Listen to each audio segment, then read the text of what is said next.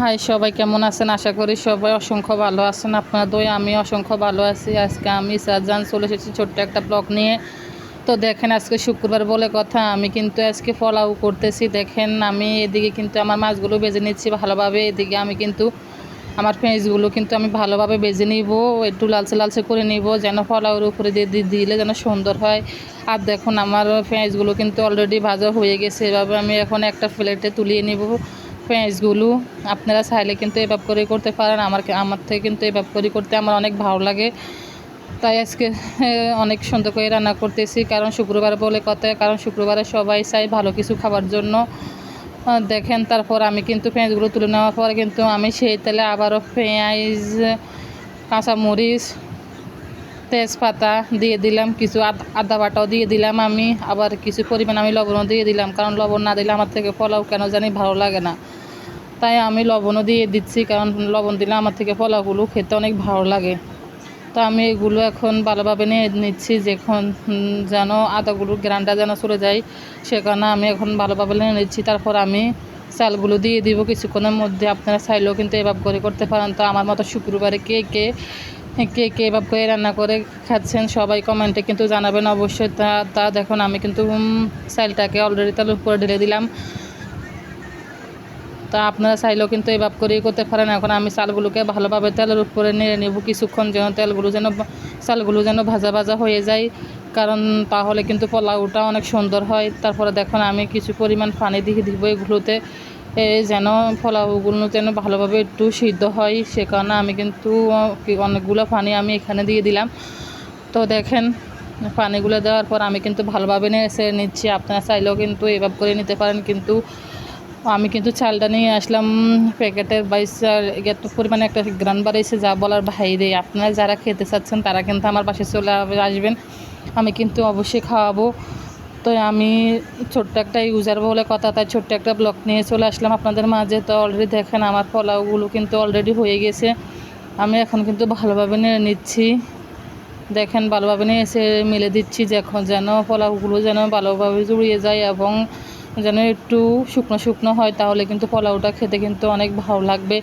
তো আমি এর ফাঁকে আমি পেঁয়াজগুলোকে ভালোভাবে পোলাওর উপরে দিয়ে ছিটে দিচ্ছি, যখন পোলাওগুলো দেখতে যেন অনেক সুন্দর দেখা যায় এবং কালারটাও যেন অনেক সুন্দর হয়, বা পোলাওগুলো যেন দেখতেও যেন সুন্দর দেখা যায়, সেই কারণে আমি পেঁয়াজগুলো কিন্তু ভালোভাবে আমি উপর দিয়ে ছেটে ছেটে দিচ্ছি।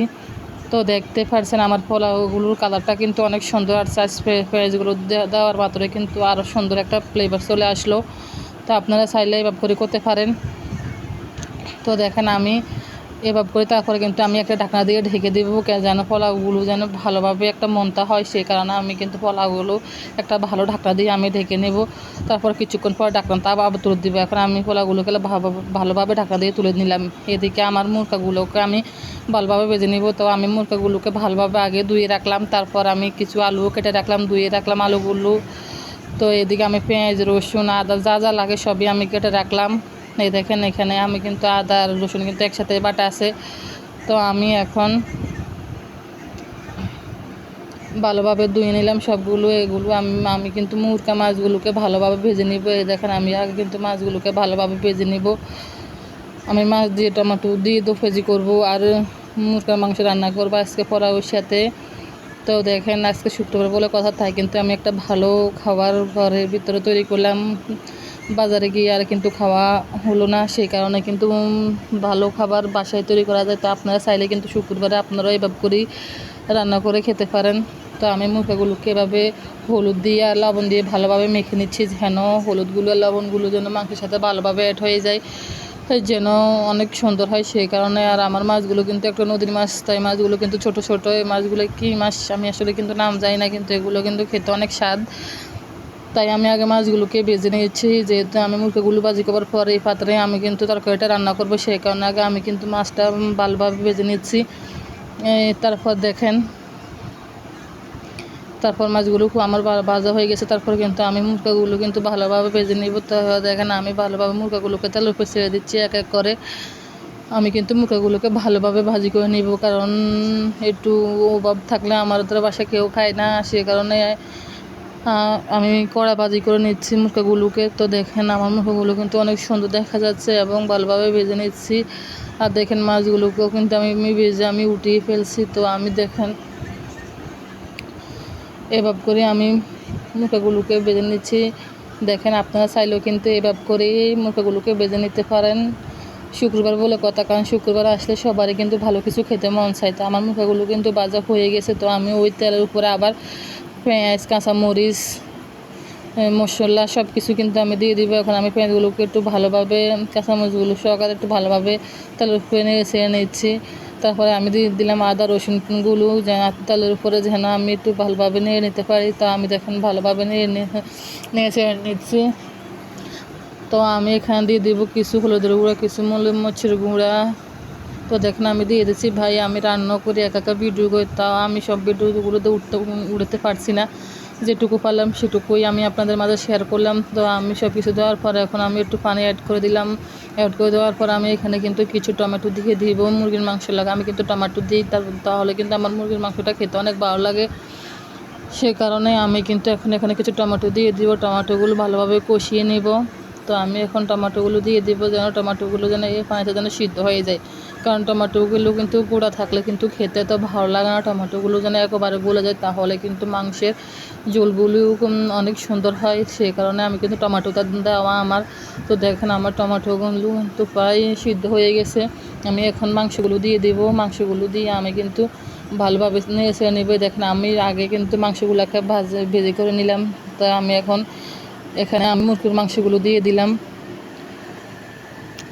দেওয়ার পরে আমি কিন্তু মাংসগুলোকে ভালোভাবে নেড়ে নেব, যেন আমার মশলাগুলো যেন মাংসের সাথে ভালোভাবে অ্যাড হয়ে যায়। দেখতে পাচ্ছেন। তো আমি ভালোভাবে নেড়ে নিচ্ছি। আমার মতো কে এভাবে করে রান্না করেন সবাই কমেন্টে জানাবেন। কিন্তু আসলে সবাই একরকম তো রান্না করে না, এক একজনের এক এক রকম করে রান্না করে, যার থেকে যেমনটাই ভালো লাগে। আমার থেকে এমনটাই কিন্তু ভালো লাগে। সেই কারণে কিন্তু আমি এমনটা করে আমি রান্না করি, কারণ আমার হাতের রান্না আমার হাজব্যান্ড খেতে অনেক ভালো লাগে। সেই কারণে আমি এমন করে রান্না করতেছি। তো দেখেন এখানে আমি কিন্তু এখন কিছু পরিমাণ আলুগুলো দিয়ে দিব। আমি কিন্তু আগেই আলুগুলো কেটে রাখছি, ধুয়ে রাখলাম। এখন আমি আলুগুলো দিয়ে দিব এই মাংসের মধ্যে, যেন আলুগুলো যেন কষানোর উপরে যেন কিছু মাংস মশলা যেন আলুগুলোর সাথে ভালোভাবে অ্যাড হয়ে যায়। তো আমি আলুগুলো দিয়ে ভালোভাবে নেড়ে নেওয়ার পরে কিছু পানি অ্যাড করে দেব, যেন আলুগুলো যেন ভালোভাবে সিদ্ধ হয়ে যায়। আপনারা চাইলেও কিন্তু এভাবে করিয়ে রান্না করতে পারেন। তো আমি এভাবে করিয়েই কিন্তু রান্না করি। শুক্রবার বলে কথা, শুক্রবারে কিন্তু সাপ্তাহিক একদিন ছুটির দিন, সেই কারণে আমার হাজব্যান্ড পাশে থাকে। সেই কারণে কিন্তু আমি প্রতিবারে চেষ্টা করি আমার হাজব্যান্ডকে শুক্রবারে ভালো কিছু খাওয়ানোর জন্য। তো আমার মতো কে হাজব্যান্ডকে খুব ভালোবাসেন, কে হাজব্যান্ডকে ভালো কিছু খাওয়ানোর জন্য আমার মতো চেষ্টা করে যাচ্ছেন। তো কমেন্টে সবাই জানাবেন। আর আমি ছোট্ট একটা ইউজার ভাই, আমরা তো সেলিব্রিটি না, সেই কারণে আমাদেরকে কেউ শেয়ারও করবে না, আমাদের ব্লগটাও কেউ দেখতে চায় না। তো তারপরেও আমি দিচ্ছি, আমার পেজটাতে আমি সবসময় অ্যাক্টিভ থাকার জন্য চেষ্টা করি, সেই কারণে কিন্তু আমি দিয়ে দিচ্ছি। আর দেখুন এইভাবে তারপরে কিন্তু আমি কিছু পরিমাণ মতো পানি আমি অ্যাড করে নিলাম, কারণ আমার আলুগুলো যেন ভালোভাবে সিদ্ধ হয়ে যায়। কারণ আলুগুলো যেন ভালোভাবে সিদ্ধ হলে মাংসের মতো হয়ে যাবে, যেন খেতে অনেক ভালো লাগে। তো দেখেন অলরেডি আমার কিন্তু মাংসটা কিন্তু এখানে হয়ে আসছে। তারপর আমি কিন্তু একটু ধনেপাতা দিয়ে আমি কিন্তু ভালোভাবে নেড়ে নিচ্ছি। তো আপনারা দেখতে পারবেন আমার ফাইনাল রান্নাটা কেমন হলো।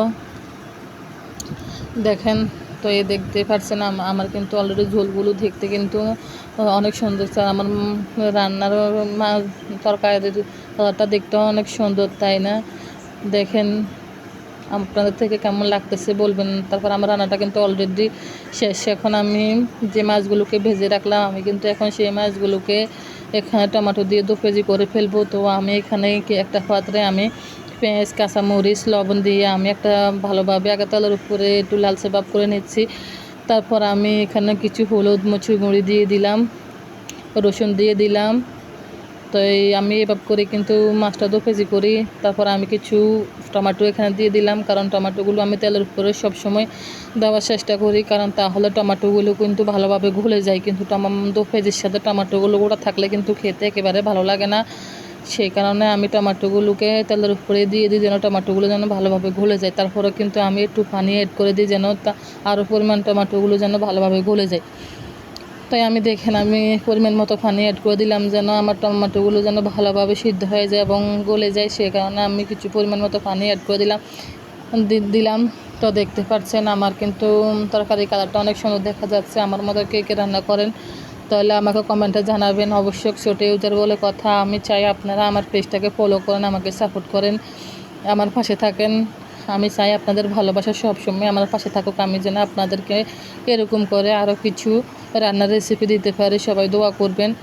তো দেখেন আমার কিন্তু অলরেডি টমেটোগুলো সিদ্ধ হয়ে গেল, একেবারে গলে ফেলছি আমি। তারপরে কিন্তু আমি কিন্তু মাছগুলোকে এভাবে টমেটোর উপরে দিয়ে দিলাম। তো আমি ভালোভাবে নেড়ে ছেড়ে নিচ্ছি টমেটোর সাথে, যেন মাছগুলোর সাথে টমেটোগুলো যেন একেবারে মিশে যায়। সেই কারণে এরকম করে রান্না করলে আমার হাজবেন্ড খেতে অনেক ভালো লাগে। সে কিন্তু টমেটো একেবারে গোটা পছন্দ করে না, সে টমেটোকে গলে ফেলে সে খেতে পছন্দ করে, এই আর কি। তো আমি ছোট্ট একটা ইউজার বলে কথা, সবাই আমার কার কার আমার রান্নাটা ভালো লাগলো সবাই আমাকে কমেন্ট করতে ভুলবেন না। আর আমাকে বেশি বেশি করে কমেন্ট করবেন যেন আমি আপনাদেরকে আরও ভালো ভালো রান্নার রেসিপিটা দিয়ে দিতে পারি, এই আর কি। কারণ ছোটো ইউজার বলে কথা, কারণ আমার একটা ভালো কিছু তৈরি করে আমার হাজব্যান্ডকে খাওয়াতে অনেক ভালো, কারণ সাপ্তাহিক ছুটি একজন বলে বাসায় থাকে, অফিস নাই। সেই কারণেই আমি কিন্তু বারবার চেষ্টা করি আমার হাজব্যান্ডকে ভালো কিছু খাওয়ানোর জন্য। আমার মতো কে কে চেষ্টা করেন তাদের হাজব্যান্ডকে ভালো কিছু খাওয়ানোর জন্য, তারা কিন্তু আমাকে একেবারে ভুলবেন না, আমাকে একেবারে সাপোর্ট করবেন, কমেন্ট করবেন, আমার পেজটাকে ফলো দিয়ে রাখবেন। তারপরে কিন্তু আমি কিন্তু ভালোভাবে নিয়ে নেওয়ার পরে কিন্তু আমি একটু পরিমাণ পানি অ্যাড করে দিলাম, যেন ভালোভাবে আমার তরকারিগুলো হয়ে যায়। অলরেডি দেখেন আমার তরকারিগুলো কিন্তু হয়ে গেছে। আমি কিন্তু কিছু ধনেপাতা উপরে দিয়ে দিলাম। তারপরে কিন্তু আমি একটু নেড়ে নিচ্ছি। আমি কিন্তু ঝোলগুলোকে একেবারে শুকিয়ে ফেলবো, কারণ মাংসের মধ্যে ঝোল আছে, আর পোলাওর সাথে কিন্তু মাছের ঝোলটা থাকলে কিন্তু একেবারে ভালো লাগবে না, খেতেও একেবারে ভালো লাগবে না। সেই কারণে আমি কিন্তু ঝোলটাকে একেবারে শুকিয়ে ফেললাম মাছের। সেই কারণেই কিন্তু দেখতে অনেক সুন্দর দেখা যাচ্ছে। আর আমার মাছটার রান্নার রেসিপি কেমন হলো, কালারটা কেমন দেখা যাচ্ছে, সবাই কিন্তু কমেন্টে বলবেন। Bye bye.